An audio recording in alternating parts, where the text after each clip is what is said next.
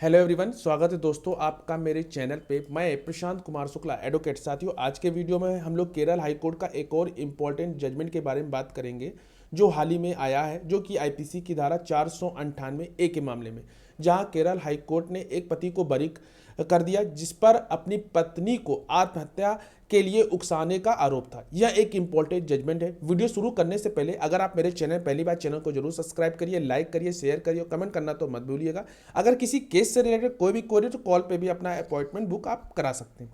आइए जानते हैं इंपॉर्टेंट जजमेंट को। हाल ही में केरल हाईकोर्ट का एक लेटेस्ट जजमेंट था जिसमें केरल हाईकोर्ट ने कहा कि आपराधिक मन की स्थिति की कमी के कारण पत्नी को आत्महत्या के लिए उकसाने के मामले में पति को बरी किया, क्रूरता के लिए दोष सिद्धि को बरकरार रखा। केरल हाईकोर्ट ने एक पति को बरी कर दिया जिस पर अपनी पत्नी को आत्महत्या के लिए उकसाने का आरोप था, और कहा था कि आईपीसी की धारा 306 आत्महत्या के लिए उकसाने के लिए सजा बरकरार रखने के लिए मन की स्थिति यानी कि मेंसरिया एक आवश्यक घटक थी।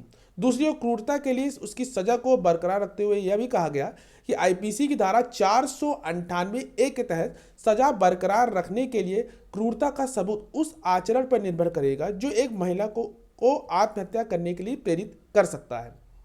अपीलकर्ता जिसे सत्र न्यायालय ने आईपीसी की धारा 306 और 498 ए के तहत दोषी ठहराया था, जिसे हाईकोर्ट के समझ अपील दायर की गई थी।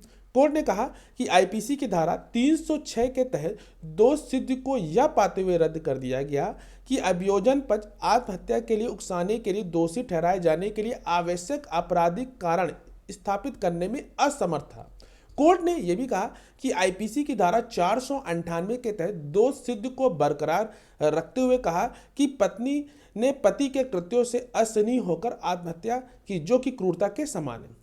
कोर्ट ने आगे क्या कहा, आइए वो भी जानते हैं। कोर्ट ने यह भी कहा कि जब आत्महत्या के लिए उकसाने का अपराध करना अभियोगी की आपराधिक मंशा पर निर्भर करता है। आईपीसी की धारा 498 के स्पष्टीकरण में परिभाषित क्रूरता अभियोगी का आचरण है जो एक महिला को ऐसा करने के लिए प्रेरित कर सकता है। इसलिए क्रूरता की मात्रा क्या होगी यह अभियोगी के कृत्य के परिणाम पर निर्भर करता है। मामले में आरोप यह भी था कि अपीलकर्ता अपनी पत्नी को मानसिक और शारीरिक रूप से परेशान करता था। उसने खुद पर मिट्टी का तेल डालकर आत्महत्या कर ली। यह भी तर्क दिया गया कि 9 फरवरी 2006 को अपीलकर्ता ने अपनी पत्नी पर यह कहते हुए हमला किया कि वह खुद क्यों नहीं मर सकती। बाद में वह जल गई और 13 फरवरी 2006 को उसकी मृत्यु हो गई। अपीलकर्ता ने यह भी तर्क दिया कि उसने कभी भी अपनी पत्नी को परेशान नहीं किया और उसकी आत्महत्या की प्रवृत्ति थी। कि यह भी प्रस्तुत किया गया कि उसने उसे बचाने की कोशिश की थी और खुद भी झुलस गया था। यह भी तर्क दिया गया कि अपीलकर्ता के पास कोई भी आपराधिक मामला नहीं था और आत्महत्या के लिए उकसाने का अपराध गठित करने के लिए यह इरादा आवश्यक था। अदालत ने यह भी कहा कि अभियोजन पक्ष ने सफलतापूर्वक यह साबित कर दिया है कि अपीलकर्ता ने अपनी पत्नी को शारीरिक और मानसिक रूप से प्रताड़ित किया था। इसमें कहा गया कि वह मृत्यु पूर्व दिया गया बयान अभियोजन पक्ष के मामले का समर्थन करने के वाले गवाहों के बयान की पुष्टि करता है।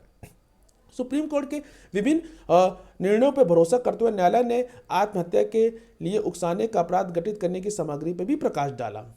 और कोर्ट ने क्या कहा, कोर्ट ने यह भी कहा कि अदालत ने पाया कि जो अपीलकर्ता एक गुस्सैल था, उसने अचानक उकसावे में आकर अपनी पत्नी को थप्पड़ मार दिया था, लेकिन इसका मतलब यह नहीं था कि अपीलकर्ता ने उसे आत्महत्या के लिए उकसाया था।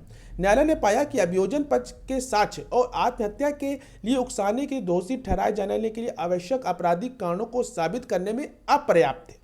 और उपरोक्त निष्कर्ष पर न्यायालय ने यह भी कहा कि यह एक उचित संदेश से परे है, साबित नहीं हुआ कि अपीलकर्ता ने धारा 306 के आईपीसी के तहत अपराध किया था।